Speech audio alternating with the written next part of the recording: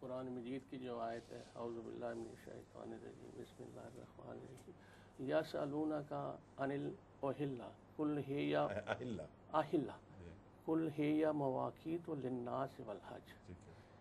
حضور یہ مواقیت کوئی خاص نظام کا مطلب ہے؟ نہیں، اوقات، لیکن وہ اوقات جاننے کا ذریعہ. جی، تو وہ کون سے ذرائع ہیں جو آج کل یہ مسلمان یا دوسرے کوئی نہیں سمجھ یہ رہے؟ اصل میں اوقات جاننے کا ذریعہ یا ان کا نشان ان کی رہنما ہے.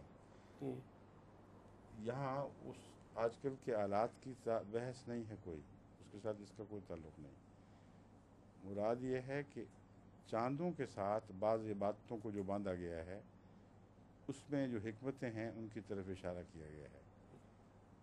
وہ عبادتیں جو سورج کے مہینوں کے ساتھ باندھی جاتی، اگر یہ عبادتیں سورج کے مہینوں کے ساتھ باندھی جاتی تو دنیا میں بعض لوگ عبادتوں کے لحاظ سے سب سے آسانی میں ہوتے اور بعض لوگ عبادتوں کے لحاظ سے سخت مشکل میں مبتلا ہوتے، کیونکہ وہ اگر کسی کی عبادت جون میں آنی تھی تو پھر سب کی جون میں ہی ہو رہی ہوتی، اور جو قطب جنوبی ہے اس کا جون چھوٹی سے دن کا جون ہے، اور جتنا شمال میں جائیں گے اتنا جون بڑا ہوتا جائے گا. سمجھ گئے آپ؟ جی جی تو قرآن کریم نے عبادتوں کو تغیر تبدل کی خاطر، تاکہ ایک دفعہ سب جگہ برابر گھوم جائیں، اس کو چاندوں سے باندھ دیا ہے.